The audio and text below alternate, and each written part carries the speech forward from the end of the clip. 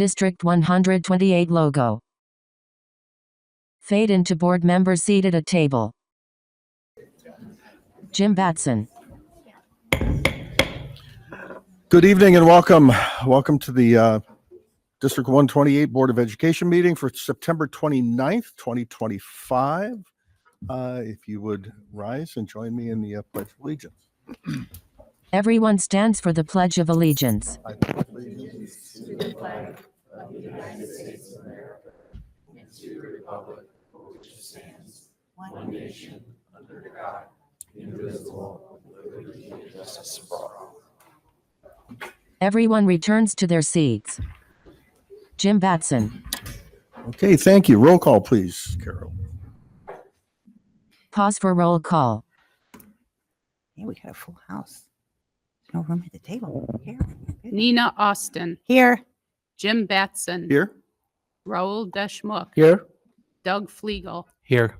Middleish Cotwall, Yes. Wes Poland. Here. Jim Batson. Okay. I'm going to review the agenda real quick.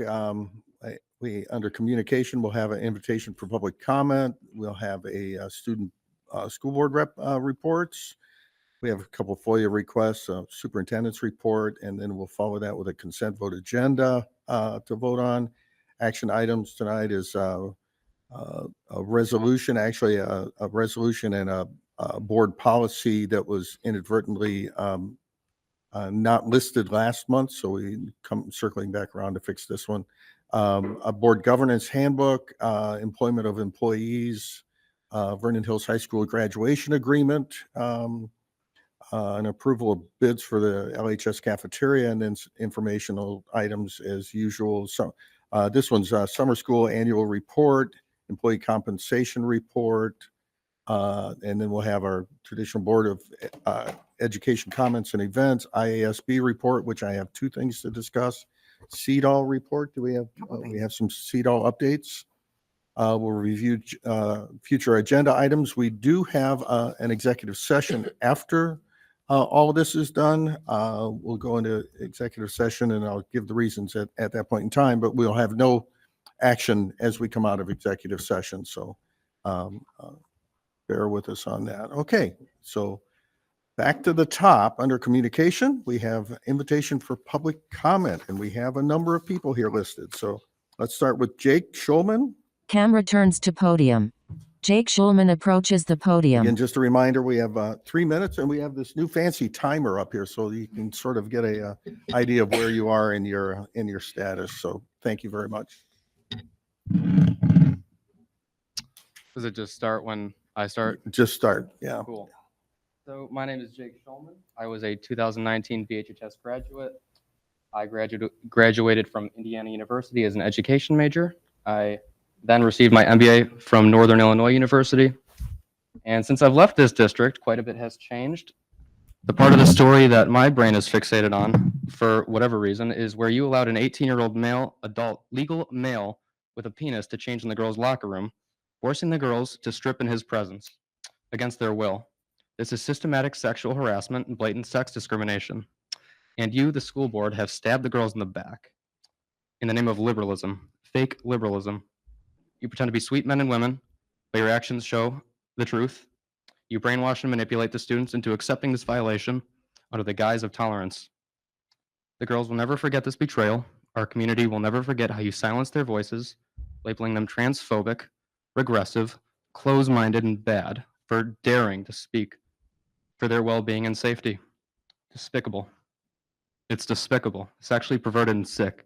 You sacrificed their well-being to push a narrative that mainstreams mental disease, and we are thwarting the spread of social contagion through reestablishing civil rights in this school, which have been illegally and obviously eroded. Your board is crumbling under the weight of your failures. Lisa Hessel was forced to resign. One down, more to go. We are coming for you, legally, non-violently, but we're coming for you. The laws violated by the district, for which we as community members can indeed sue in a civil class action suit, are as follows. Sexual harassment and sex-based discrimination under Title IX of the Education Amendments of 1972, federal law.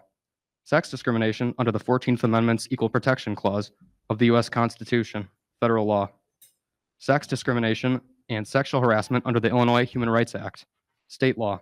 Failure to prevent harassment under the Illinois School Code, state law. Retaliation against the students, violating Title IX and the First Amendment of the U.S. Constitution, federal law. Violation of Section 504 of the Rehabilitation Act of 1973, protects students with disabilities from discrimination and psychological torment, federal law. Violation of the Illinois Mental Health and Developmental Disabilities Code. A violation of the Illinois Preventing Sexual Violence in Higher Education Act. Momentary pause.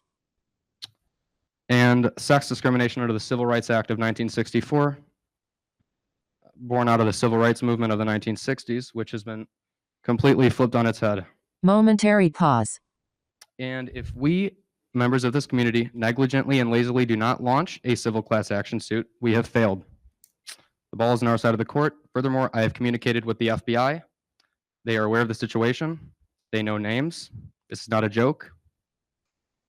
The FBI is looking into this malpractice and vicious sexual perversion and psychological torment and manipulation. Your 3 minutes is One up. down, Please wrap more to it up. go, legally, non-violently. Thank you.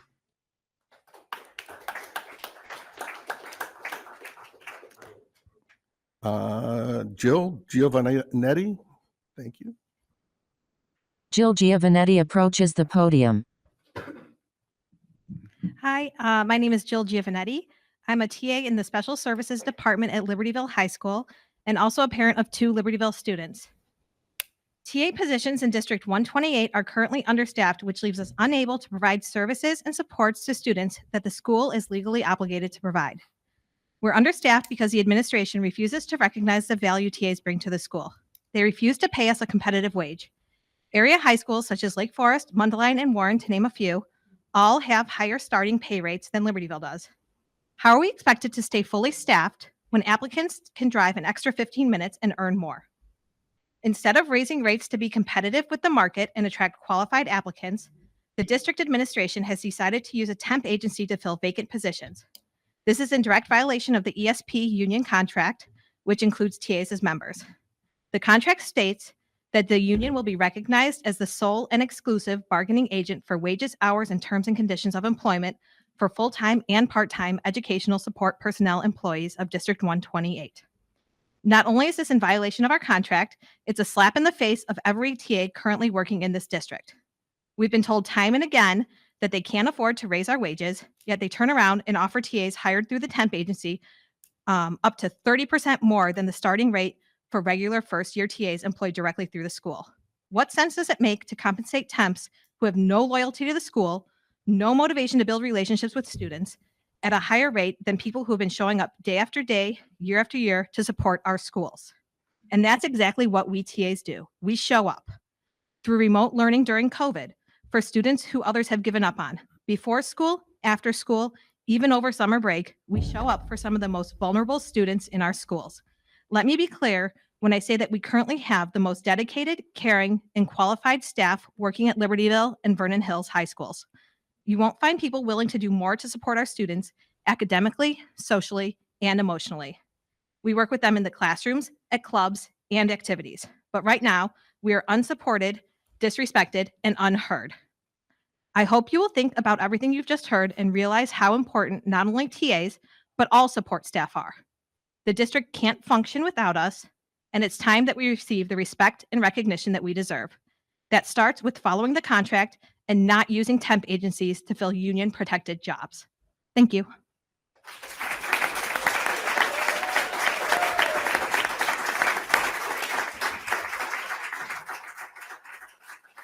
Thank you. Andy Kimmel? Andy Kimmel approaches the podium.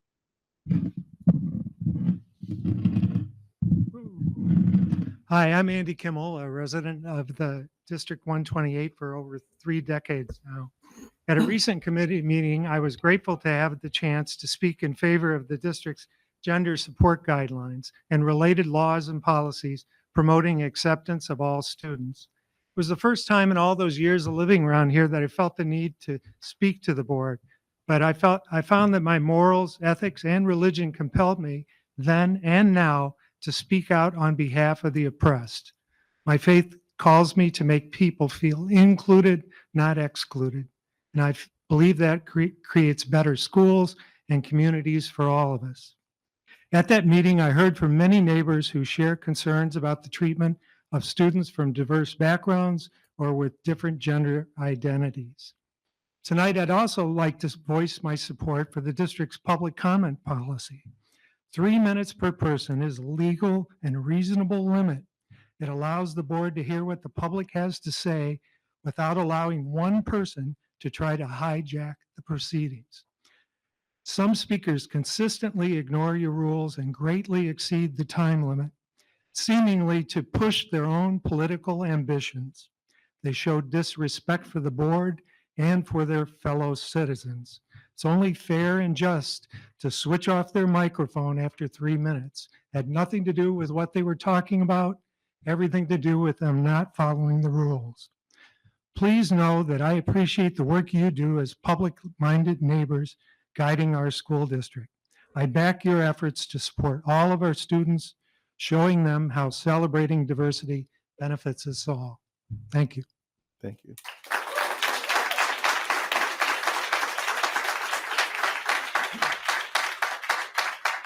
Suzanne Newman. Suzanne Newman approaches the podium. Hi, my name is Suzanne Newman. I have lived in and paid taxes to District 128 for over 30 years. I know there's an open board seat, so I researched qualities that make for an effective board member. Here's what the 6,000 members of the Illinois Association of School Boards said in a March 2025 survey. The most important reason voters elected them was for their knowledge and experience. They were chosen because voters believed they would represent all citizens of the district, and their most important motivation for running was valuing public education. They also described the characteristics of effective board members: a thoughtful and deliberative approach to the position, a constructive attitude toward teamwork, a willingness to work to be well-informed about local, state, national, and global education, an ability to represent the entire community, not special interest or partisan political groups, and an open-minded and respectful temperament to respond to challenging events. What we do not need is a candidate who cannot accept that voters rejected their far-right anti-American politics as recently as April 2025, who is a local spokesperson for a Florida-based extremist group with the mission to undermine public education, and which follows the playbook of 1950s anti-civil rights groups, who shares on their social media accounts TikToks from extremist groups who have threatened violence against our community and our schools, or one who claims to speak authoritatively on educational and constitutional law when their expertise lies elsewhere. I support your mission to give our kids an education that prepares them to meet the challenges of the future. No one benefits when we look to repeat the mistakes of the past. Thank you.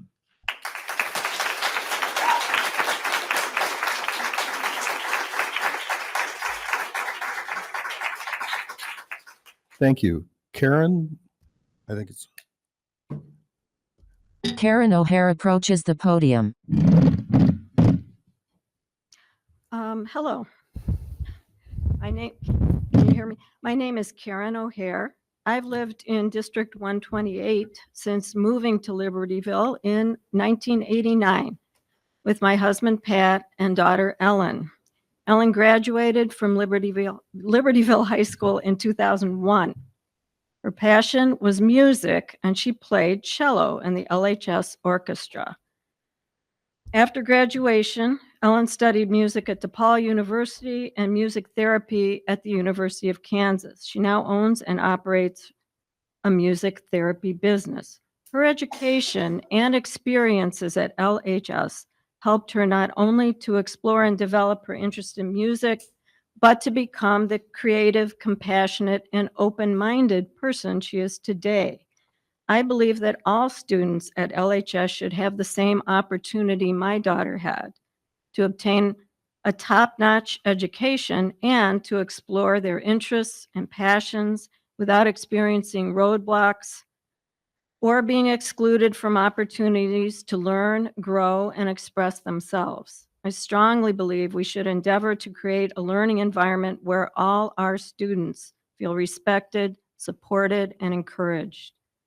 We should not allow prejudice based on race, ethnicity, religion, disability, sex, sexual orientation, or gender identity to hamper the opportunities and self-expression of our students.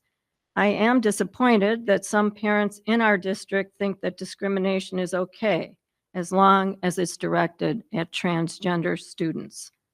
Someone close to me is transgender, and I know the difficulties they have encountered in trying to simply live their authentic life, something many of us take for granted. We have an opportunity to open our minds and hearts to transgender individuals and ensure that at the very least, we provide a supportive public education experience.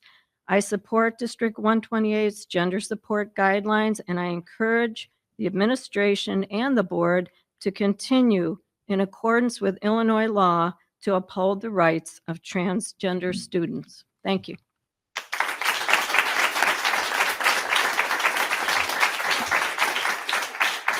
Thank you. Crystal Larson. Crystal Larson approaches the podium.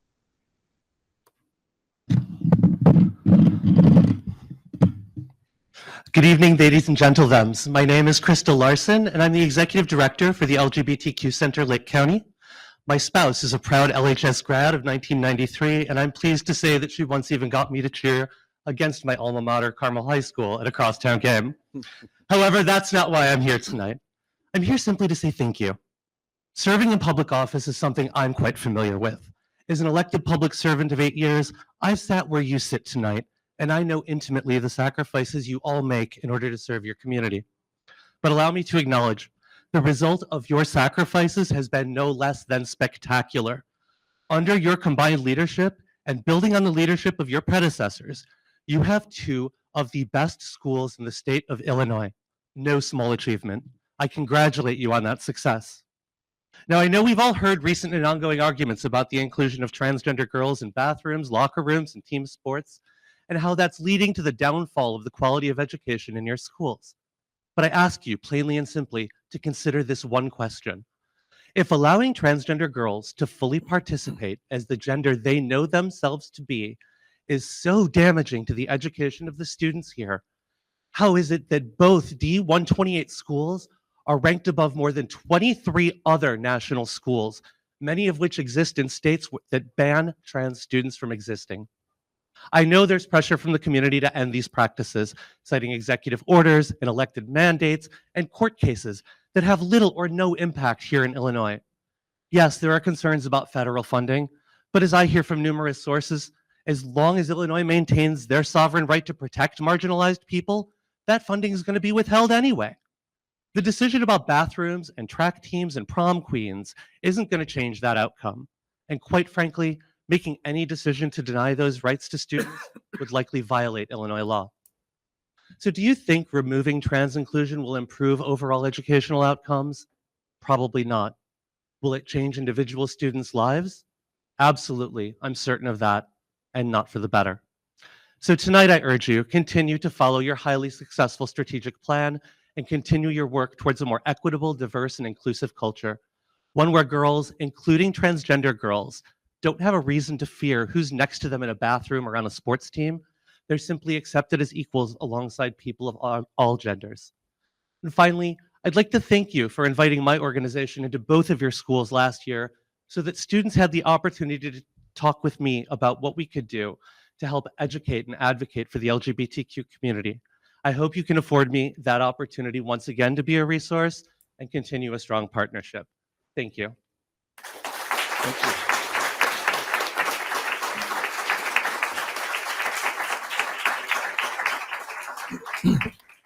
Michelle, is it Garrett Heim? Thank you. Michelle Garrettheim approaches the podium. Hello, I'm Michelle Garrett Heim. I'm a taxpayer and a parent of a daughter here at Vernon. I'm choosing to speak this evening to show my support for the current Board of Education and teachers of this district based on conduct of some community members over the past year. I'm appalled by some of the behaviors of the members of this community.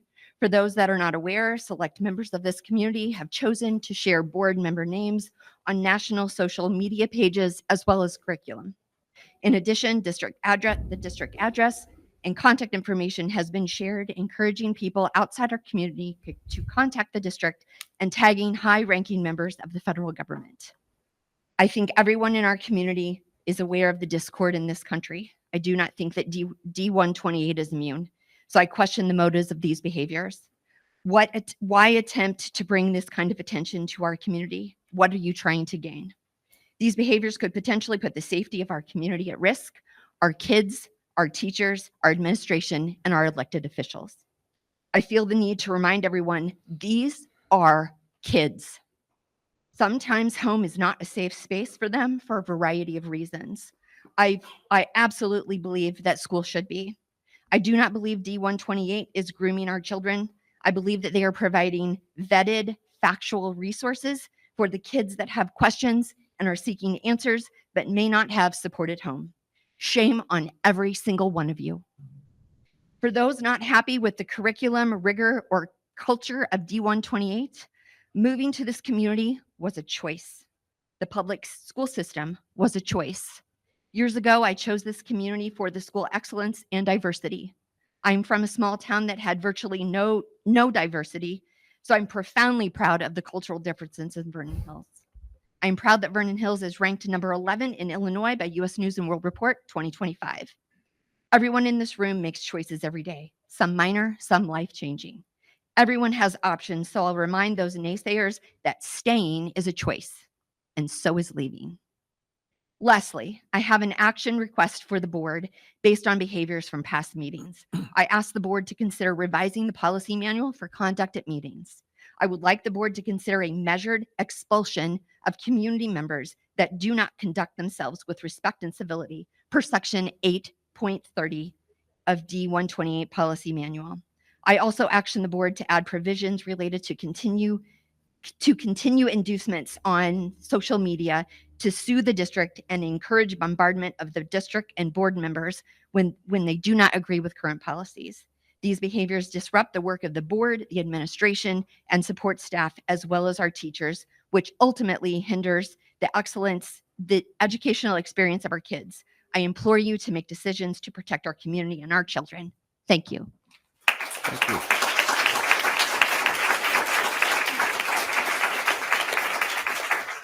Brandy Gasser. Brandy Gasser approaches the podium.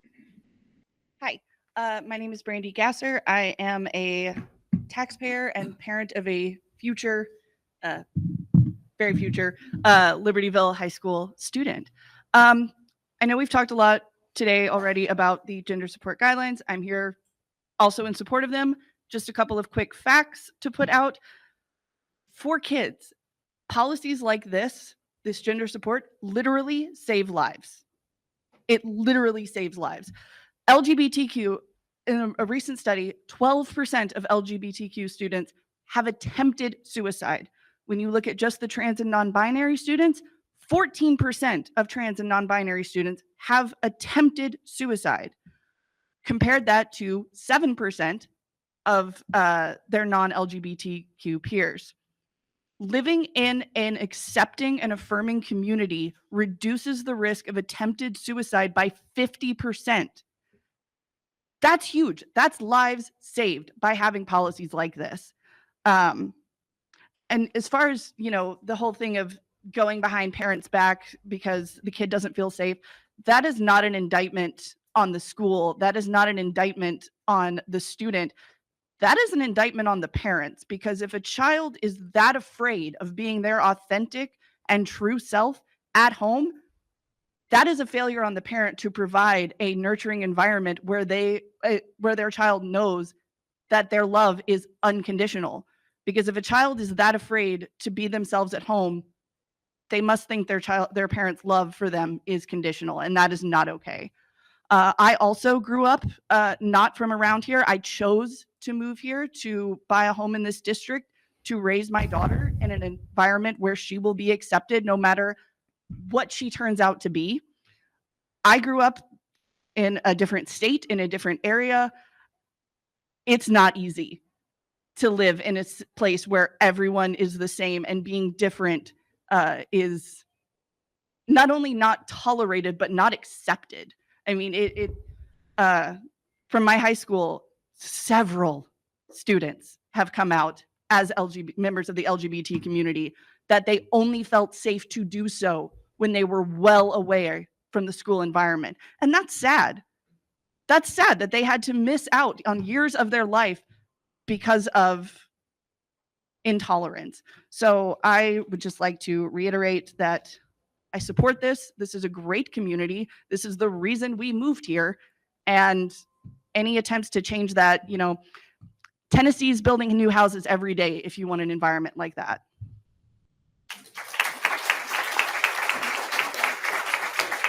Thank you. Matthew, is it Hickey? Okay.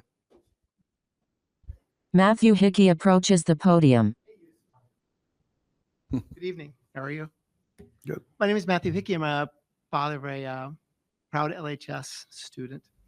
Just want to say the public schools are one of our most vital public institutions. They bring together our children and all of us from every neighborhood, family, and belief into a shared space where we learn not only reading, math, and science, but to live together as fellow citizens. That's the public part of public education, the charge of public education. This mission is more important than ever. Public schools are uniquely positioned to build bridges of understanding, not only among students, but across generations, as today's children grow into tomorrow's parents, our neighbors, and our community leaders. When children learn the histories, struggles, and contributions of people different from themselves across lines of race, religion, gender, heritage, and orientation, and ability, they develop empathy and critical thinking and the resilience needed to live in a diverse democracy. Illinois law reflects this civic vision. The Illinois Inclusive Curriculum Law ensures that all individuals and their contributions are part of our shared story, giving students a fuller, more accurate understanding of our society without requiring anyone to abandon their beliefs. Inclusive classrooms foster belonging, improve well-being, and reduce bullying and harassment, especially for LGBTQ plus youth and children with special needs. This is about more than curriculum. It's about creating safe, respectful, equitable schools for every child. To fulfill the promise of public education, we must invest in this work, training educators, strengthening curricula, supporting marginalized students, and measuring progress, while standing firm against the efforts to roll back inclusion and weaken those hard fought for protections. Inclusion's not a luxury. Inclusion's not a political favor. It's not a voting bloc. Inclusion is the foundation of a fair public school system and the key to a strong representative civil society. By supporting public schools where children learn what connects us, they gain the tools to navigate differences, to practice building solutions together. And we help our communities in doing this by supporting our schools to help our D128 communities go stronger, more just, and more united. And in doing that, and controlling what we can control and working at the local level, we move closer to the promise of our nation's founding. Out of many, one, for today and generations to come. Thank you.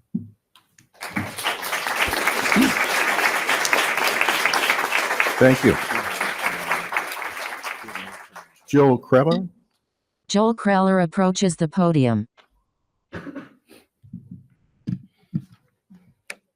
Hello, my name is Jill Kreller. I'm a mom here in Libertyville. I have 3 daughters. I'm here today to focus on one thing. One thing being that we are being told that DEI and the gender support guidelines are somehow a liberal agenda. They are somehow expensive. They are somehow led by this corrupt agenda. Both of these policies have been in place since 2016. They're not new. We're not newly deciding to treat trans kids with respect. We're not newly deciding that we should have inclusion and equity and diversity. These policies have been here since 2016. What is new is the fear-mongering, the radical fabrications, the radical distractions, which are here to divide us, stir us up, and create fear. Perfect example, what we are seeing tonight, what we saw at the last meeting, what we saw at the meeting before. I want to give you a quote from September 13, 2016. A D128 board member named Scott Luck, I don't know how to pronounce it, give it to me, I don't know, gives the quote, "We are leading on this instead of walking behind." We were at one point leaders in our diversity and our inclusion and our equity, and we have been for 9 years. 9 years this has been here. Why all of a sudden are we all talking about it again? It's fear mongering. You're seeing it on the national level. Our trans kids knew, no, they are not. They have been here from the beginning. DEI is not an ideology. It is a data-driven response to a documented achievement gap that we're still seeing. Momentary pause. The last thing that I want to say, this is a distraction. You guys are doing great. This policy was ahead of its time when it came out in 2016, and it is still here. It is not new. We are not all of a sudden allowing trans individuals into our community and into our locker rooms and into our bathrooms. These policies are old. What is new is the attention, and the attention is devastating and it's dangerous. Momentary pause. I'm going to stop there. Thank you.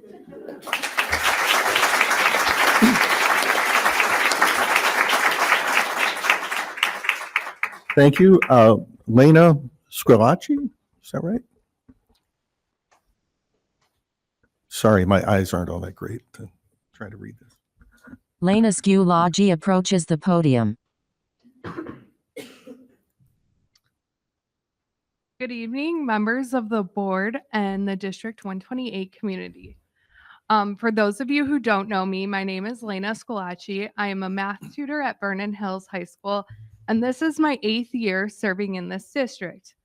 I'm here to address the clear and serious violation of our ESP collective bargaining agreement, a document that was negotiated in good faith to protect both the interests of this district and the rights of its employees.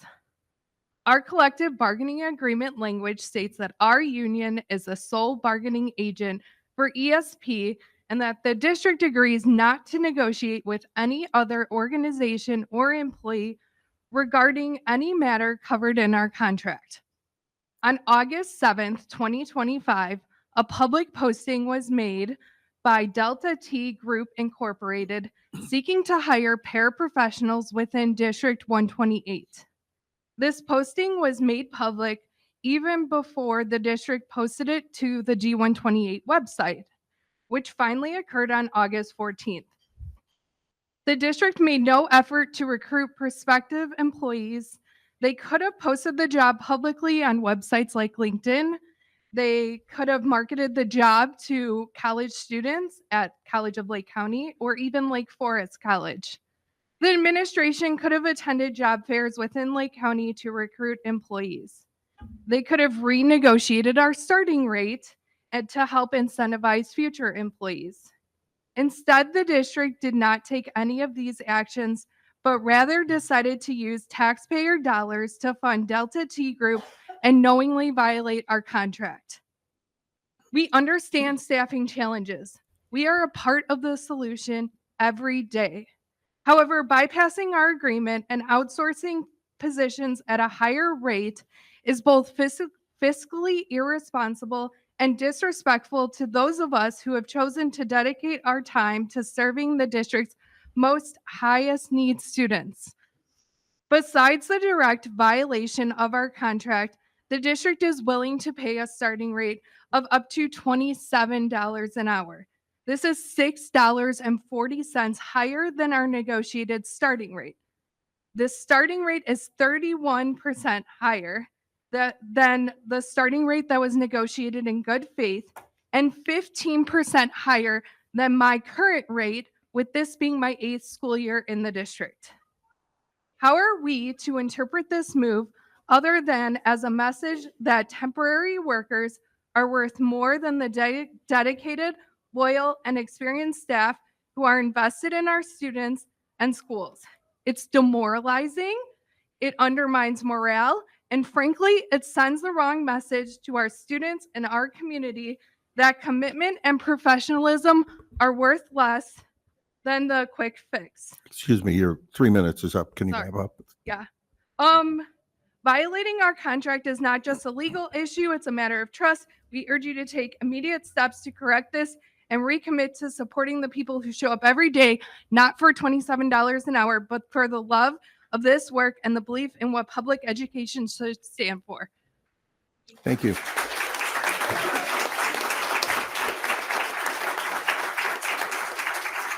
Marnie Navarro.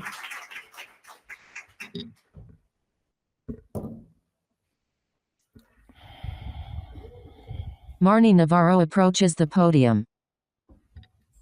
Good evening. I am Marnie Navarro, District 128 taxpayer, lawyer, and incoming parent. I speak for myself. Despite the coordinated and personal attacks here tonight, this is about policy and safety. These are not radical exaggerations or fear-mongering. This happened. District 128 does not deny that this happened. 3 parents of the girls in the locker rooms have spoken thus far. This happened. I've previously spoken about District 128's unlawful gender support guidelines and how under the guidelines this administration permitted 2, not 1, males to walk in with no warning and observe the minor girls indisposed and changing, and ultimately to adversely possess the LHS girls' locker room for a semester and displace a dozen or more minor girls. Because the district won't answer the parents' questions, I recently issued a FOIA to request, among others, the administrative guidelines underlying the policy. This community will not be surprised to hear that District 128's response was predictably incomplete. First, Mr. Kelly, the District 128 FOIA officer, denied numerous of my valid requests. This is par for the course, hide the ball from the parents, community, and taxpayers.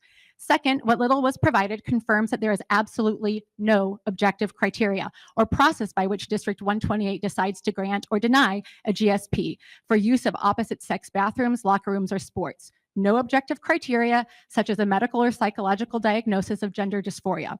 No requirement of legal name change. No requirement that someone consistently present as the opposite sex over an extended period of time. No requirement of parental advance notice or consent. It's completely arbitrary self-identification that can vary by the day and hour. District 128 also refused to answer how many GSPs have been requested and granted. If District 128 is so confident that their policy is safe and legally sound, why won't they answer these simple questions? The response also confirms what we already knew, that the parents were afforded no advance notice that biological men would be using the LHS girls' locker room. Instead, after the fact, they sent an email that if someone desires more privacy, they can relocate to alternate facilities.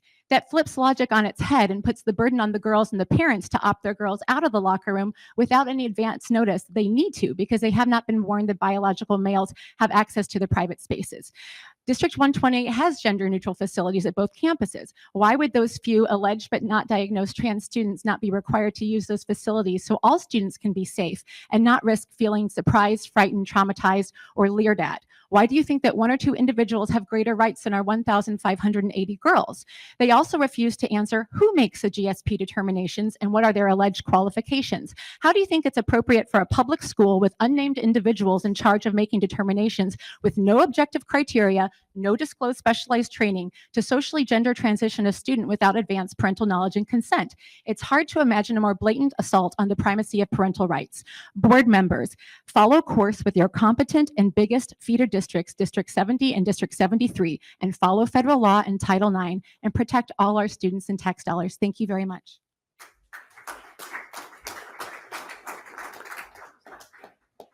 Rebecca Gables. Rebecca Gables approaches the podium. Good evening. My name is Rebecca Gables, and I'm the parent of 2 recent Libertyville High School graduates. Thank you to the teachers, staff, administrators, and members of the board for your hard work. I feel very fortunate that our kids attended schools with such excellent, caring, and supportive staff and volunteers. Although the incident last year where a trans student entered a girls' locker room has stirred emotions from a small group of parents, I am not convinced the student body as a whole feels the same way. After hearing about the concerns at a board meeting last year, I asked my daughter, who was a senior at the time, what had happened. She had told me she hadn't heard about it, and it never came up afterwards either. For context, she had assigned seating in her classes and interacted with a wide variety of students daily. I asked her how quickly she usually heard about major events, and she said usually within a day or two. I don't want to diminish any student's feelings because I can understand how the situation would be disconcerting. But the fact that she only heard about this from me and not from her peers suggests it wasn't a major concern among students themselves. Second, I've noticed that some of the same individuals raising this incident also bring up declining test scores and the need for rigor. I agree, academics are important. Our high schools consistently rank among the top 25 in Illinois, and while the test scores have declined, that's a national trend, not unique to our district. Instead of rehashing an incident from a year ago, I believe it would be more productive to focus our energy on supporting teachers and administrators in their core mission, education, and on working together as a community to address the broader challenges affecting academic performance. I hope as a community, we can focus on the future, working together to ensure that all of our students continue to thrive. Thank you.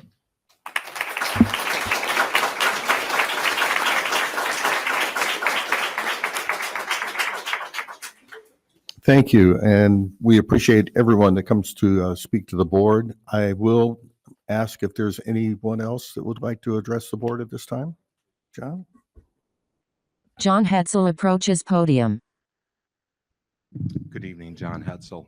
As mentioned before, I have 2 daughters in the school district. Last meeting 2 weeks ago, I said that flag represents liberty and justice for all, and it does. I don't think there's anybody in this room that doesn't feel that everyone deserves a fair and equal existence in this school district. The problem is that there are people and narratives that are being put out there that want to elevate subgroups above others. And as having daughters that are 15 and 17, personally, I'm not comfortable with boys being in the girls' locker room. I think that's inappropriate. There are gender-neutral bathrooms that they can change in, especially if it's just 1 or 2 students. They're not being segregated. It's just not biologically possible to do what you're saying because it's just science. So at the end of the day, I think we need to be more balanced in what we're doing here. There seems to be about 30 people in this room that continue to be a posse, that continue to have smear campaigns against people. And all we're trying to do is say that we need to have a balanced school district where everybody is treated the same, which they are, live and let live. And somebody who commented a little while ago about a 3-minute law, that's not true. Jim Batts and Lisa Hessel, you go back and look at board meetings prior to 2020, they let people go on for 5 or 10 minutes. So why are they now not allowing that? Because it's a rule, it's not a law. So we just need to be sure that we're being very equal in how we handle all the students in this school and not elevate certain subgroups above others. And it is true. If you do look at the test scores, and whether it's a national average or not, the brown, the black, SPED, IEP, and white students' test scores have gone backwards the last 5 years. The Asian and Indian population, and Indians consider themselves Asians, has helped sustain our high ranking. But the other scores have gone backwards. And we've had a policy now for 5 years that doesn't even list academics in it. So that mission statement, you've got to look at that and say, well, that's not really working. Maybe we need to look at things and try to fix what's broken, because there are some broken things in the district. As far as the GSP goes, I don't think anybody has any problem. The students don't have a problem with the trans kid, even though we no longer have a dress code anymore, because the trans kids, in particular the boys trans, wear shorts and fishnets and their scrotums are hanging out in the classroom. That's inappropriate. That's all I'm going to say about the matter. I just think we need to have a lot of balance and get back to the basics here in this district.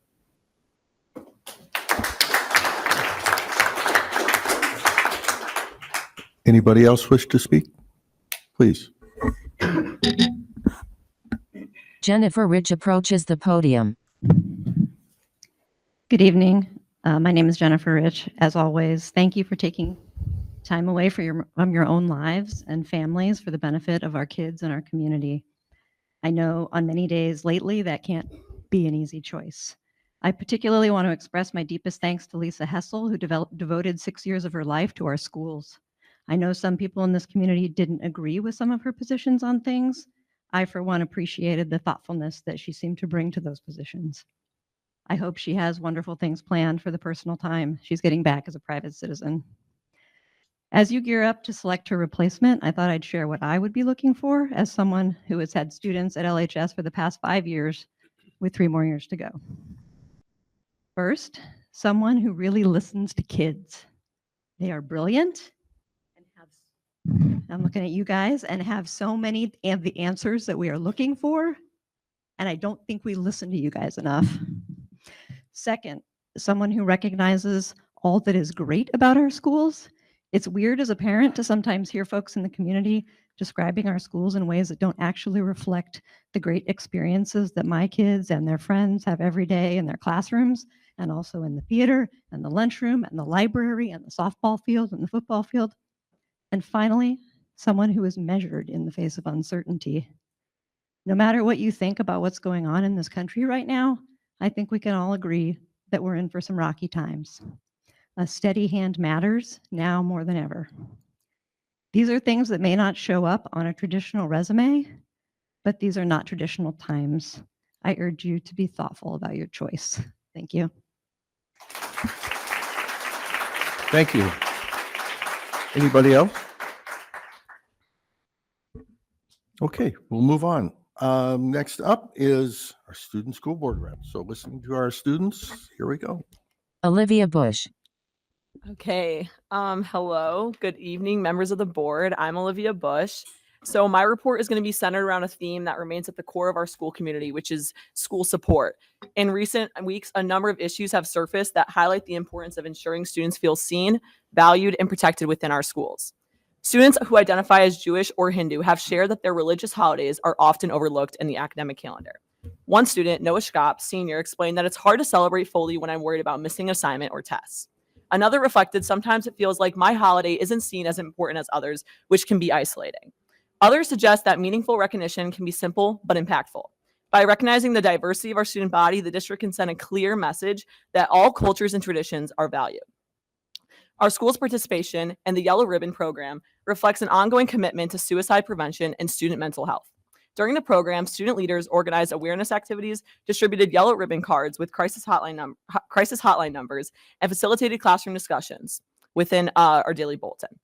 And others encouraged open dialogue. As one student noted, it made it easier to reach out for help, while others shared that talking about suicide prevention openly makes it less scary. Programs such as the Yellow Ribbon are essential in reducing stigma and ensuring that students know help is available. The recent school shootings in Colorado and Minneapolis, along with the assassination of Charlie Kirk, has left many students unsettled and concerned. One student noted, "These events feel normalized. I didn't feel less safe, but it shows how shootings are brushed off in our society, which is not okay." Others valued the school's response, saying, "I thought Dr. Young's message was very appropriate, mature, neutral, and reassuring. Statements like this help put students' minds at ease while keeping us informed.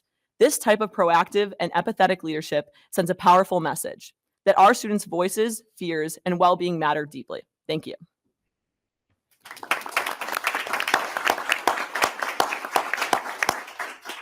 Annika Taletti. Good evening. My name is Annika Talati, and I'm really excited to share how VHHS has been impacting the school and local community. Within the school, the VHHS community liaison, Ms. Parada, and Dare to Empower advisor, Mrs. Rash, have been working to coordinate a community closet stocked with supplies students can readily access. Mrs. Rash said that for a while, we have known there was a need for this closet based on different requests our students have had, and we want to be able to help them with things they need with their privacy emphasized. People from the community have also offered to donate things like toiletries. Mrs. Rash mentioned how Dare to Empower plans to collect donations at their meetings. This project will allow VHHS to involve both community members and students by accepting donations to stock this closet and provide for this amazing initiative that will support so many students. Another exciting upcoming event that was proposed by Junior Mira Davaluri to the Future Medical Professionals of America Club is a CPR certification class at VHHS. This class is already open to students for registration and will provide certifications to students in 2 sessions, equipping them with an important skill that will not only enable them to gain positions outside of school, such as being a lifeguard or in internships related to healthcare, but it can also help them save lives. Out in the local community, senior Kavya Ramesh, among many other VHHS students, has been volunteering at hospitals to gain exposure to healthcare and experience interacting with patients. Kavya shared how volunteering at Advocate Condell has been meaningful to her because she supports patients and their families during stressful times, and as a result, she has gained stronger communication skills and deepened her perspective. For VHHS students, volunteering at institutions like hospitals not only allows them to help those they volunteer with, but they also gain valuable experiences and life skills. In conclusion, students at VHHS are change makers and constantly work to help VHHS and the local community with the help of staff, often even coming up with new and innovative ways through which to do so. Thank you so much.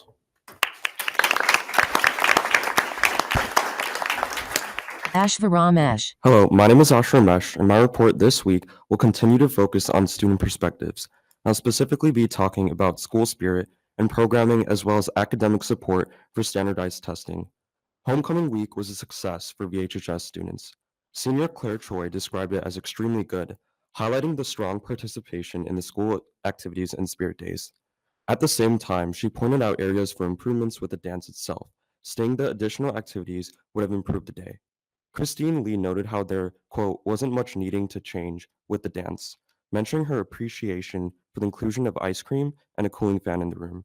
Ryan Jin noted long lines at photo stations since there were just 2 available, while Annabelle Lapajoy reviewed the overall programming as positive, but would have liked to see the foyer decorations expand on all of the VHHS campus floors. Together, these perspectives show that the overall positive state of school spirit is continuing, and the programming is going well at Vernon Hills High School. Moving on to academics, many students expressed the need for improved standardized testing services. Audit Naik, a senior, shared that while grammar topics were occasionally covered in English classes like AP Lang, dedicating more time to the ACT and SAT tips would yield higher results. As an art tutor himself, he expressed interest in the school recruiting additional adult tutors focused specifically on test prep and holding practice sessions over the summer or during the school year. Since many students like Audit currently rely on private tutoring to attain their high scores, it's important that all students have a level playing field.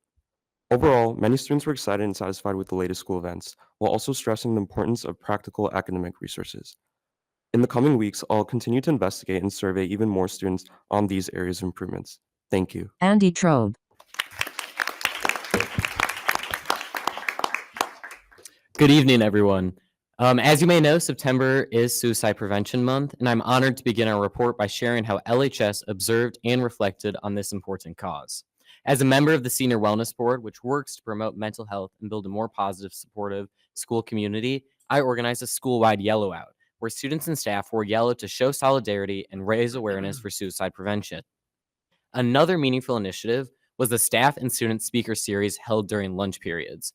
LHS seniors shared their own experiences with mental health challenges, and they offer strategies they've learned about seeking help and prioritizing well-being. A personal highlight for me was when my math teacher performed Yellow by Coldplay for Link Crew groups on the guitar. Our goal throughout these events was to leave every student with a simple but powerful message: you matter. I'd also like to highlight the QPR suicide prevention training that our wellness coordinator, Dr. Nelson, will lead tomorrow during lunch periods. This training equips students to recognize and respond when someone may be in crisis. Overall, LHS is working hard to educate, support, and take meaningful steps in the fight against suicide, and I'm extremely proud of the ways our school community has come together this month. Thank you.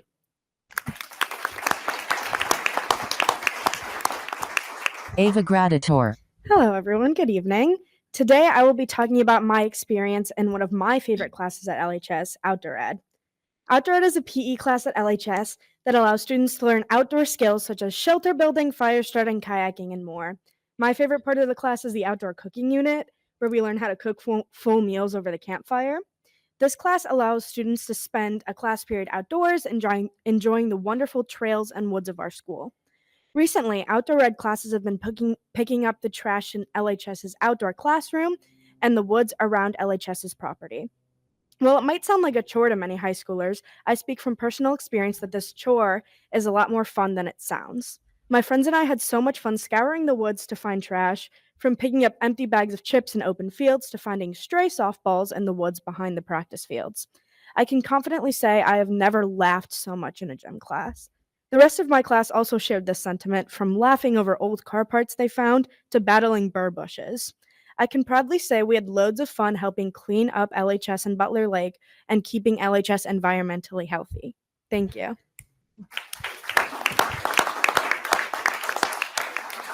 Ruhi Patil. Hi, everyone. Lastly, we ended the month with a bang by celebrating homecoming. The excitement started a week before the dance when Student Council decorated our hallways in black and orange, and clubs and sports painted the windows of downtown businesses for the theme Passport to Paradise. The energy continued with Spirit Days over the week, but Friday was the highlight with our big color war assembly. As a senior, I was decked out in blue, cheering on my class while watching the cheer and dance teams, the teacher's performance, the homecoming court videos, and most importantly, the Spirit Cup competition. That evening, the football team capped off the day by defeating Mundelein, the perfect way to launch into homecoming weekend. Our extracurriculars came together for the parade Saturday morning to show school spirit and support our community. The weekend concluded with a dance at 7 p.m. featuring a DJ, a silent disco, and a photo booth. Overall, homecoming was the perfect mix of school spirit, community pride, and memories we'll carry with us long after senior year. Thank you. Jim Batson. Thank you to all of you. Next on the agenda, some FOIA requests there for your review, followed up by the superintendent's report. Good evening, Board of Education, members of the community, students. I am pleased to bring forward our good news report for September 29th. First, congratulations to our 17 D128 seniors who were recently named 2026 National Merit semifinalists, 49 seniors named National Merit Commended Students, and the 126 D128 seniors and juniors named to this year's College Board National Recognition Program. So very proud of those students. Also, congratulations to Vernon Hills High School senior Samantha Booz Calderon and Libertyville High School senior Cecily Hamburg, who were named 2025 Daughters of the American Revolution Outstanding Citizenship Award recipients. The award is presented annually to two D128 seniors, one representing each school. The faculty and staff at each school vote for the student who best represents the pillars of DAR, which are truthfulness and loyalty, cooperation, courtesy and consideration of others, personality, self-control, and responsibility, and an unselfish interest in family, school, community, and nation. We congratulate Samantha and Cecily. Jim Batson. Okay. Thank you very much. Next is our consent vote agenda. Does anyone have something that they would like to remove from this? Wes Poland. Yes, I would like to pull 4D from the consent agenda, please. The destruction of closed session audio recordings. Okay. Anybody else? Pause for response. All right. Can we have a motion and a second for the remainder of the consent vote agenda? Doug Flegel. Flegel, I'll make the motion. Austin, second. Okay. Any further comments, questions? Roll call, please. Austin, Aye. Batson, Aye. Deschmuck, Aye. Flegel, Aye. Cotwell, Aye. Poland. Aye. Okay, motion passes, and then we're going to circle back around for 4D. Wes Poland. Yes, I pulled this out because based upon a letter that we received in June from our attorneys, it is their recommendation that we put a pause on destruction or purging of any kind of documents right now. So that's why I had the item pulled. Yeah. This is just typically a standard every X number of months to go back and destroy certain older recordings of closed session minutes and whatnot. So I think we should either not vote or we vote to make sure that we do not destroy these. for legal purposes. West Poland, Right, we have to vote it down because it's Yeah. on the agenda. Yeah, okay. Yes. So can we have a motion and a second? Poland, so moved. Kotwal, second. Okay. And just to be clear, we have to vote no Yeah, yeah, yeah. Just from to because of how it's legal, written yeah, on the yeah, agenda. yeah. So, Carol, can we have a roll call, please? pause for discussion. The motion as is, we just pulled it out and we're voting separate. Right, so what's the motion for what you're gonna do now to destruction of closed session? Somebody else. The motion is Yeah, the motion is to approve the destruction of closed session audio recordings from February 25th, 2024 and March 18th of 2024. Pause for note taking. Yes, that's Yes. the motion. Deschmok, No. Flegel, No. Cotwall, No. Poland, No. Austin. No. Okay. Okay, motion does not pass. Thank you very much. Next up, we have a few action items. This first one, Brian, you want to give just a quick background on what happened here? So, oversight. Yes, in the July meeting, which was actually two meetings back to back at once, we had the motion to approve the resolution, board policy 2125, board member compensation expenses and 560 expenses. We had those in the P&P meeting, reviewed them, and when we carried over 10 minutes later to the board meeting, it didn't carry over to get approved. And when we went back to look at that, Carol caught that we didn't, actually the board didn't vote on it at the July board meeting. So we really need the board to vote on it. Jim Batson, Okay, so we need a motion to approve the resolution to regulate expense reimbursements for board policies 2:125, board member compensation expenses, and 5:60 expenses. Deshmukh, second. Okay, motion in a second. pause for roll call. Deschmok, Aye. Flegel, Aye. Cotwall, Aye. Poland, Aye. Austin, Aye. Batson. Aye. Motion passes. We have a approval, not an approval, but a reaffirmation of our board governance handbook. This was written a number of years ago, and it's expected that we reaffirm this every 4 years. I will remind the board that it's a living document, so we can make changes to it anytime we want. This just acknowledges that, yes, we have read it and feel comfortable with what's in there. But as we move forward, we can certainly take a look at that and make any adjustments moving forward. So this is a motion to reaffirm the board governance handbook as presented. Deshmukh, motion to reaffirm the board governance handbook. Austin, second. Okay, any other questions, comments? Roll call, please. Flegel, Aye. Cotwall, Aye. Poland, Aye. Austin, Aye. Batson. Aye. Motion passes. Employment of employees. These are a few additions since that have arisen since the committee meetings earlier in the month. Momentary pause. Can we have a motion to approve the employment? Legal motion to approve. Okay. Poland, second. Okay. Any questions or comments? Pretty routine. Thank you. Roll call, please. Cotwall, Aye. Poland, Aye. Austin, Aye. Batson, Aye. Deschmok, Aye. Flegel. Aye. Okay. Motion passes. We have a 2026 VHHS graduation agreement. Dan, you have any brief? Dan Stanley, Yeah, this was not a committee. This came in after the FNF committee. And so this is for the graduation for Vernon Hills for this year at Rosemont Theater. The number is right there. More information is in the description, but it's pretty straightforward. Okay.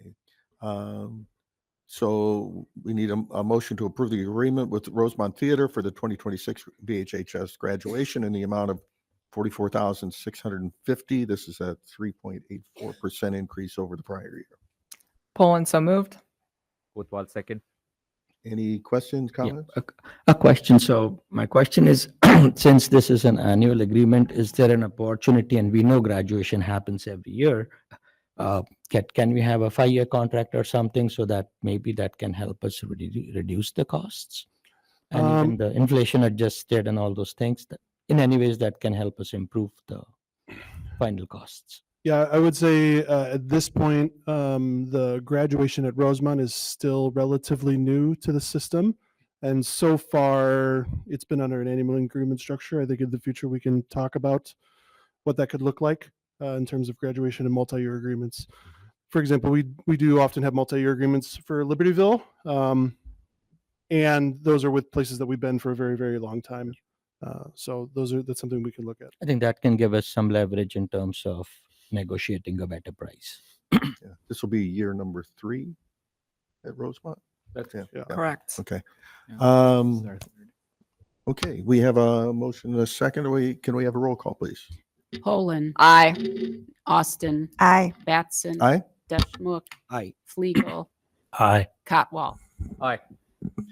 And motion passes. Lastly, on these items is the approval for bids for the LHS cafeteria remodeling.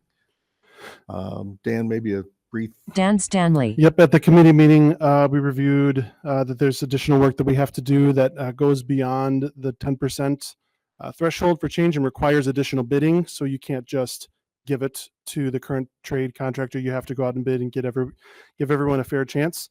And so that was for additional concrete work and acoustical ceiling tiles. So we have that information there. We received 4 bids on the concrete, 3 on the acoustical tiles, and the low bid for concrete was Shafkus Brothers at $261,000, and on the acoustical ceilings panels, that's with Integrated Specialty Contractors, which Integrated Specialty is the current contractor on site. And so that is a total combined of that bid package award for $378,393. Jim Batson. Okay, so we need a motion to approve the bids for additional work at the LHS cafeteria in the amount of $378,393. Motion to approve the $378,393 expense for the LHS cafeteria upgrade. Poland second. Okay, any questions or comments? Pause for roll call. Okay, roll call, please. Batson. Aye. Deschmok. Aye. Fliegel.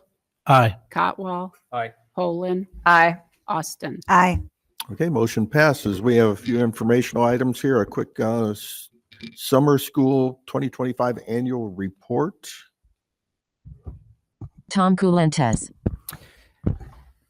I just wanted to introduce Ben Rodriguez, District 128 Director of College and Curriculum Post-Secondary Explorations, and Amy Wiggins, who is was a former librarian at Libertyville High School and now is a team leader at Libertyville High School. Ben served as summer school principal this summer, and Amy served as an assistant principal. The other person who was unable to attend this evening is Dr. Debbie Beagle, who was one of our assistant principals for summer school. Every year, we give the board a quick summer school report just to share with you all of the events that occurred during the summer. As you know, we have a first semester, a second semester, and then a third semester, which is our summer school. So Ben and Amy are here tonight to share with the board and the community a summary of our summer school report for the summer of 2025. Ben Rodriguez. Thank you, Tom, and good evening. I'm passing it to Amy right away. Yeah. Amy Wiggins. I'm going to get started here for tonight. So good evening, everyone. Thanks for having us here. Pause for slide. There we go. Okay, so first of all, we want to do just a quick overview of our summer school courses that were taught in person this summer. You'll see that we have a variety of different academic departments that are represented, and we also have a number of special services programs that Ben will speak about a little bit more here coming up in our presentation.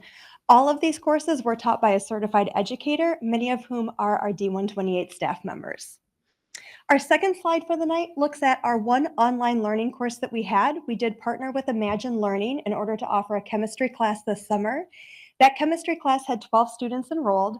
We were hoping to offer the chemistry class in person. However, we could not secure a chemistry teacher neither from our district or outside of the district.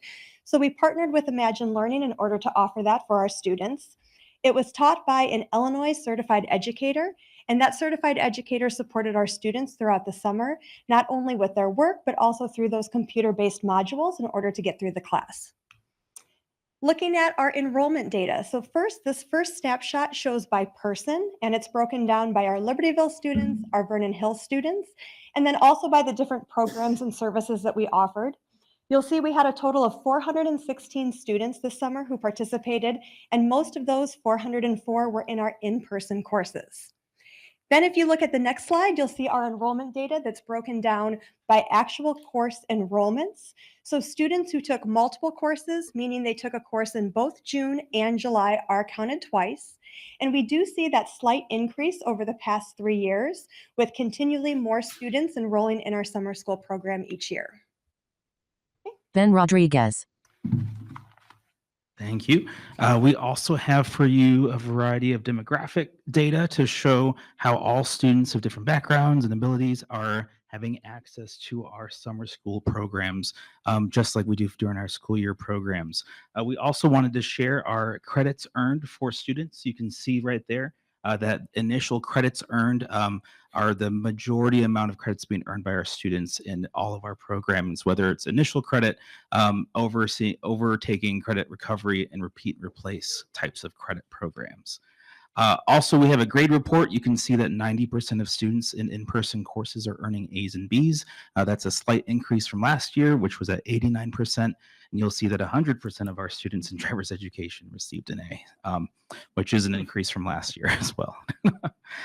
Moving on to our special services programs, we have a variety of academic, functional, and transitional programming to support students with IEPs for those IEPs who call for these kind of services. So we offer programs such as ISSA, Incoming Student Success Academy, Student Success Academy Plus for students in upper levels, the Educational Life Skills Academy, Transition Pathways Academy, and Vocational Worksite. So a variety of programs supporting students with special needs. And you can see the numbers right there in terms of enrollment. You can see that the total number of students enrolled in these programs was 47. That's about 50% of the number of students who were invited. So we invited about double that amount to come to these programs. The thinking behind why about half of the students aren't attending is that co-taught programs, the increase of co-teaching during the school year, is helping students get access to that high-level programming that helps them get out of special education services. That's the thinking behind those numbers. Moving on to financials and future planning. You can see right here an overview, a snapshot of the financials for summer school. You'll see that these numbers, the deficit, it has decreased from last year to this past school year. A lot of that we can owe to the price increase for initial credits. So in 2024, it was $200 for an initial credit, $100 for repeat and replace, and $0 for credit recovery. In 2025, it was $300 for initial credit, $150 for repeat and replace, and still $0 for the credit recovery. We foresee another price increase for summer 2026 with $400 for the initial credit, $200 for repeat and replace, and $0 for credit recovery. The reason for these price increases is to stay in line with how other districts are servicing their summer schools, and also to ensure that we're being financially responsible with the funding. One of the items that we are looking to review is the transportation fees, which does not seem to be covering that cost over multiple years. I'm now going to pass it over to Amy to talk about what was new for 2025. Amy Wiggins. Thank you. Yes. So 3 things that were new for 2025 that we can celebrate. So first of all, we did change the way we modify and take our attendance throughout the summer school day. We now take attendance in half-day increments. This not only supported our students' summer school attendance, but it also supported their academic success in their classes and their safety and well-being. So what was a little bit different this summer is we asked our teachers to take attendance twice during summer school. They took it first at 8:15 a.m. in the morning. That was for block 1 when students arrived for their day. And then in the middle of the day, students have a 20-minute break We asked teachers to take attendance again at 10:40 when students return from that break, just to make sure again that we were supporting our students, that we knew where they were, that they were successful in their classes, and that we could again follow our attendance policy, but make sure that we were doing everything possible in order to make our students successful. The second thing we changed for this summer was for our EL students. So we changed the name a little bit and the course requirement. We now had Adventures in English, and we also had some summer club experiences where they could practice their English speaking skills in real world environments. We also added an EL aide to our classes in order to support our teachers and our students during that summer school program. Some of those experiences they had outside of D128 is they went to places like Feed My Starving Children, Bernie's Book Bank, Adler Planetarium, and the Museum of Science and Industry in order to further their learning. And then the third thing we'd like to highlight is this year was the first time we ever had a summer school snack bar.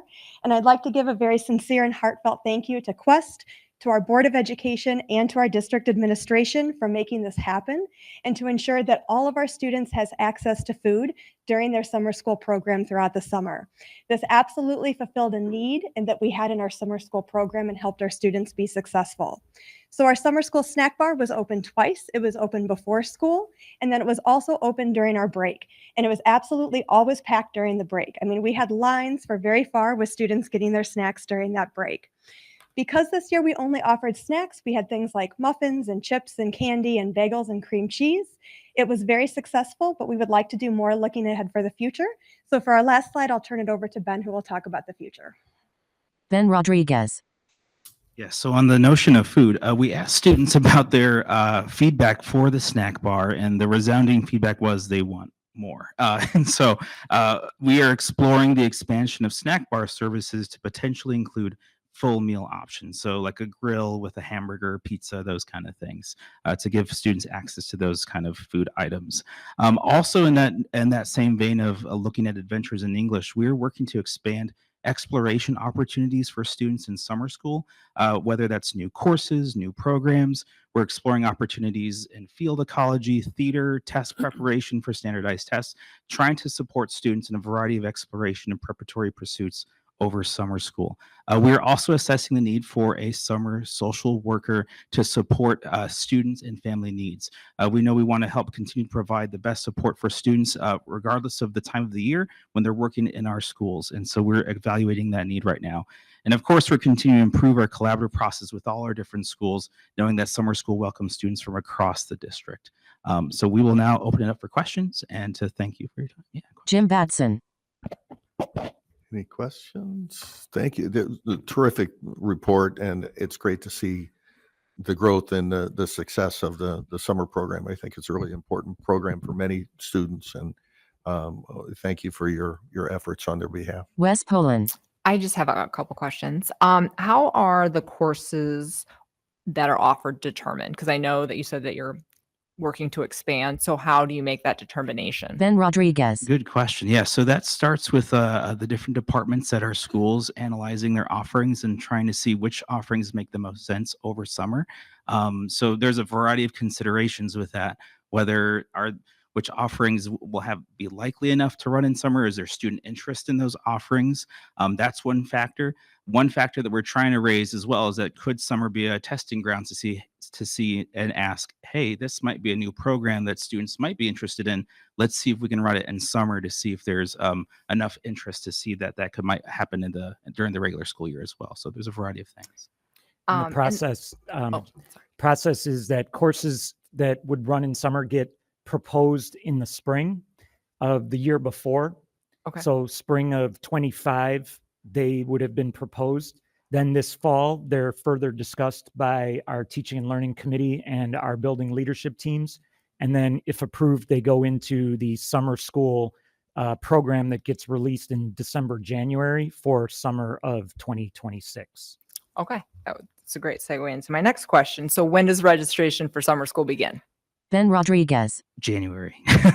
Students will talk to their counselors during the course selection season, and that's when they typically have those conversations about summer school is with their counselors when they make those course requests for next school year. Wes Poland. All right, and then last question: has there been any consideration or thought about adding some classes for incoming freshmen? Ben Rodriguez. Yes. So that is actually one of the areas we're looking to explore new options. So this past summer, we had a student success workshop that focused on students diagonally moving into upper levels. That team that led that program is now looking at and seeing, is this program actually the program that would be a really great bridge opportunity for freshmen moving into whatever class level they're going into at the ninth grade level. Yeah, and the administration has recognized, we have heard fairly consistently from parents a desire for some incoming freshman courses as a way for kids to do a soft start and kind of learn about the high school and get acclimated to the environment, as well as to either take some enrichment classes that may lead to, like, the high school offers more electives and opportunities than most of our middle schools are able to offer. This is a way potentially for some incoming freshmen to explore an elective area that may be of interest to them during the summer, and also a way potentially to get on top of some courses that could be ones that open up electives for them in the regular school year. So that is something that our summer school and teaching and learning team are looking very closely at and hope to start to expand in the near future. Yeah, that would be great. My one of my students who's a sophomore, I enrolled her it's like a 5-day study course at CLC, but it would be really great if we could offer something like that so our students are actually coming into our buildings and kind of getting a taste of what it might be like. And that's one of the things we're rethinking, because traditionally summer school had some very strict rules around how long the course needed to be and how many weeks it was and how many hours per day. And what our team is looking at are, there's a lot of students who may not necessarily want a course credit, but may want an experience. That experience could be a week long, or it could be 3 days. Just kind of offering students some enrichment experiences that may fall outside of the traditional summer school semesters, but be filling a need or an interest in students. And we're trying to take a fresh look at what we offer and how those programs may attract students and staff. Wes Poland. All right, great. Thank you so much. I have a question. Nina Austin. You mentioned something about ACT prep. Has that ever been done before through summer school? Ben Rodriguez. That is a great question. Not that I'm getting the no.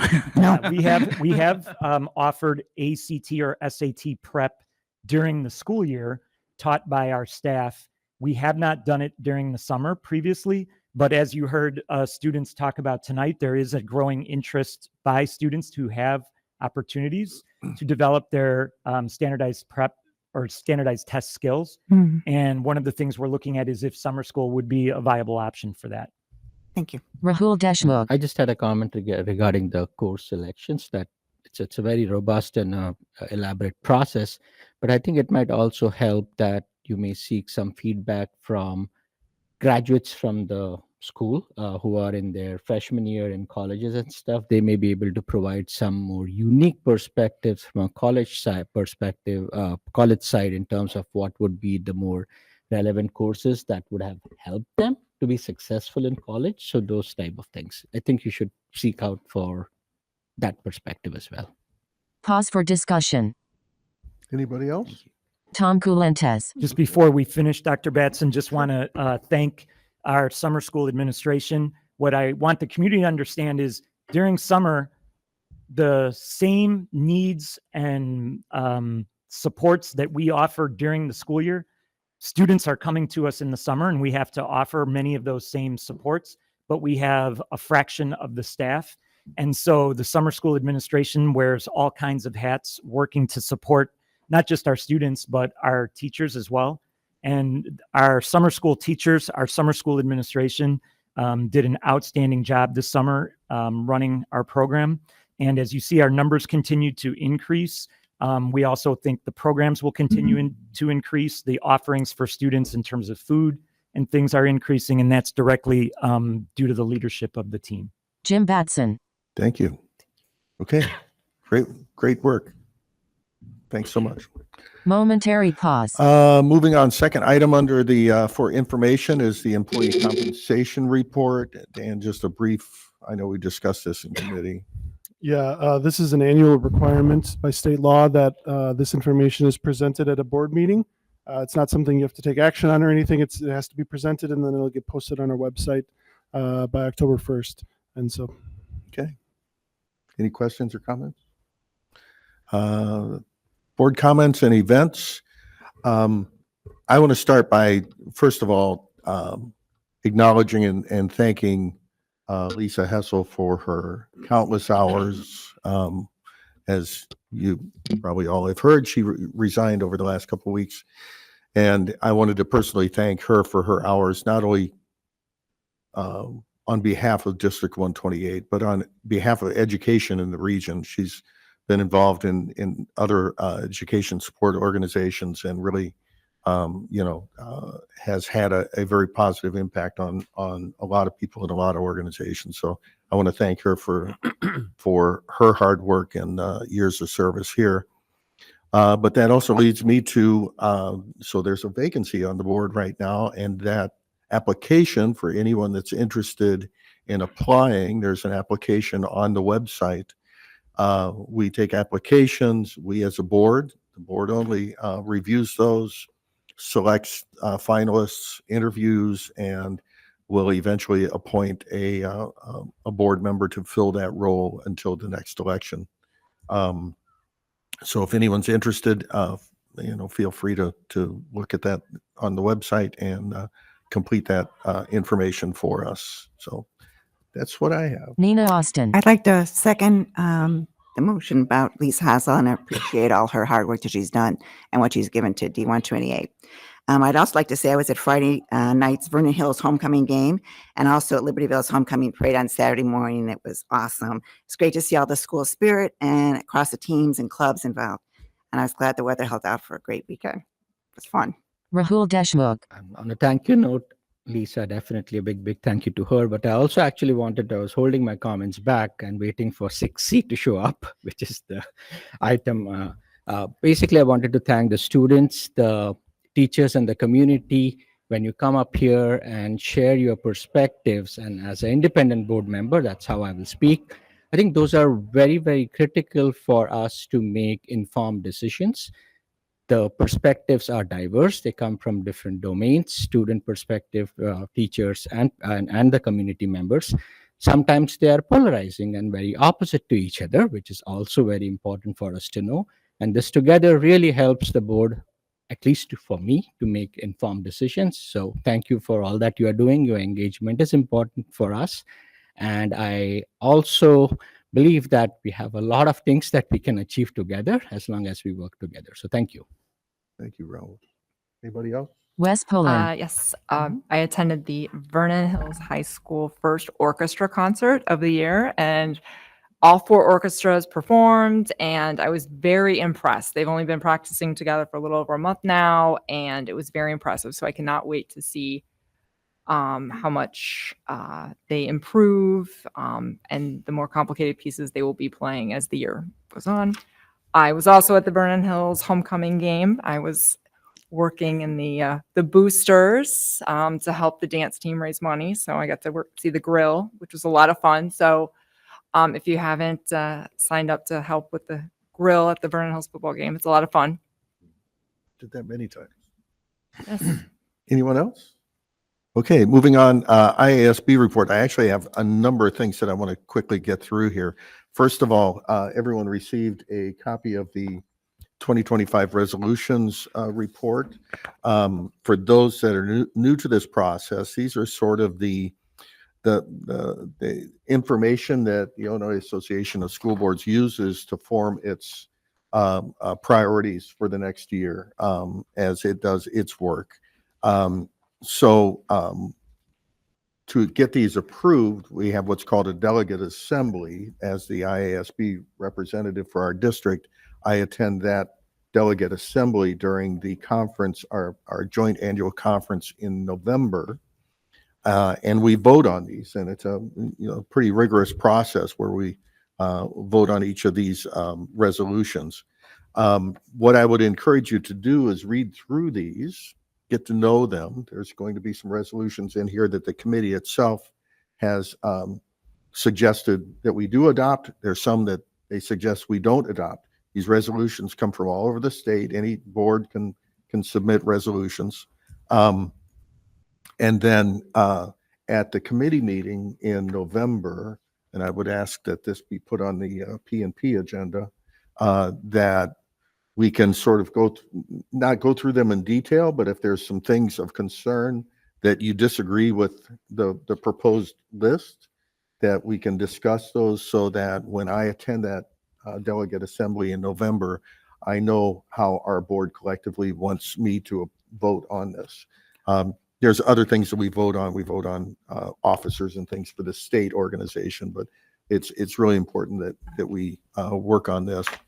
Also, at the local level, the Lakes Division is holding its division meeting dinner coming up.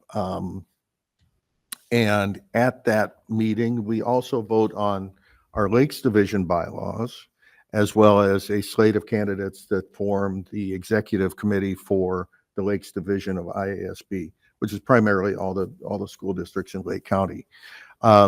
First of all, there's suggesting a change to the bylaws, and the change quite simply is to add, we have 2 directors at large on this executive committee. The change is to request 2 additional directors at large, so expanding the executive committee by 2 people. There's really not a lot formally that this organization does, except for organize events within the Lake County division, and we appoint somebody that serves on the statewide IASB board. So I'm, if you have concerns over going from 2 to 4, you can certainly talk to me, but I think we're, we would like to have more feedback and more input from more districts in the county. So it's, we think that this is going to be a good thing to increase that. It's a multi-step process. We're going to vote at it at our upcoming meeting, and then it's got to go to the state meeting, and we'll probably see it again at the delegate assembly. So it has to be approved by the state organization as well. Just as in part of our discussion, there's a lot of divisions that have a hard time filling these roles, because if you get downstate and the divisions are very spread out, they cover huge areas of the state. So it's much more difficult to get them to fill these vacancies, but we feel that there's enough districts here that want to have some participation that we should include those people. The other thing is the nominating committee created a slate of officers for our Lakes Division.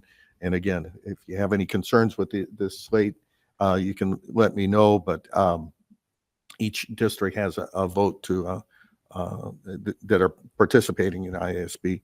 Right now, the slate is director is Mark Tepper from Kildare Countryside. He's been in that role for a while. He's the individual that is responsible for our division at the state level. The director is, or the chair is Michael Francisco from Round Lake. The vice chair is myself. The resolutions chair is Odie Paul, who's been involved with these resolutions for decades, I think. And then 2 directors at large. One is Stephen Back from Community Consolidated School District 46, and Eileen Maloney from Lake Zurich 95. She's new to the slate because of a resignation. So if you have any concerns or questions about those, it's in the agenda. The copy of the bylaws is in there too. So that's my IASB report. Nina Austin. Any CEDAW? Yeah, I have a couple items to share. The first is the CEDAW board has begun its recruiting process of hiring the next superintendent, working with hiring firm HYA to identify candidates based on the profile that's been built through the stakeholder feedback. HYA and the current CEDAW leadership team are on track to present a recommended candidate to the governing board at the December 2025 meeting. That'll be, they would start, and that would be for the 26-27 school year, that superintendent. The other thing I'd like to share is I wanted to share my insights following my visit last week to the Gages Lake campus of CEDAW, the special education district of Lake County. The experience was both informative and inspiring. During the tour, I was struck with the enthusiasm and the dedication of the staff. Their commitment to creating a supportive learning environment was evident in every classroom and interaction I observed. Students were actively engaged in their learning, demonstrating both curiosity and energy in their activities. The positive environment across the campus contributed to a welcoming and encouraging atmosphere. I was also impressed by the range of technology available to students. From classroom tools to specialized devices, it was clear that CDAL is investing in innovative resources to enhance student learning. In addition, the mobility equipment I observed was both impressive and essential, providing students with the means to access their environment more fully and participate with greater independence. I came to understand that much of this is made possible through the CDAL Foundation. Visiting Gages Lake left me both inspired and grateful. It was a privilege to see the staff's dedication, the students' engagement, and the resources provided all come together to create such a positive environment. I walked away with a deeper appreciation for the incredible work being done at CDAL and the lasting impact it has on the students every day. It's great. Thank you. Next on the agenda, future agenda items. Carol, maybe you can make a note either at the October or the November PMP meeting, whichever one's got fewer things. We could talk about the resolutions. Just put that on. Anyone else have anything to add or be concerned with these? I have a question. Is there a D128 Foundation update? Rahul Deshmukh. I was just appointed as a board representative. I haven't yet attended any meeting, but going forward, I will be attending it. There was one in September that was, I think, 12th or 13th, which I could not make it. But going forward, I should be able to provide some. All right. And there will be the, Because I know their big event Yeah, is yes, coming up. coming up in November. Yeah, early November. So we want to help promote that Yeah. as much as Yeah. possible. Yeah, absolutely. Okay. So as mentioned before, we're going to move into closed session. Momentary pause. Let me make sure I get all the right things here.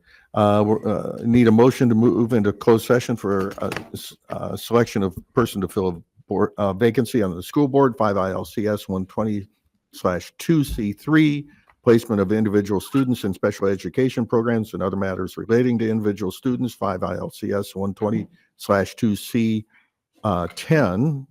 The appointment, employment, compensation, discipline, performance, or dismissal of specific employees or legal counsel, including hearing testimony on a complaint lodged against us, an employee or legal counsel to determine its validity, 5 ILCS 120/2C1. Kotwal, so moved. Poland second. Okay, questions? Roll call, please. Fliegel, Aye. Cotwall, Aye. Poland, Aye. Austin, Aye. Batson, Aye. Deshmukh. Aye. Okay, we will be moving into closed session. There will not be any action afterwards, so we thank you all for attending and good night. Text on the screen says, the board is in closed session. Fade to District 128 logo. Fade to black. End of meeting.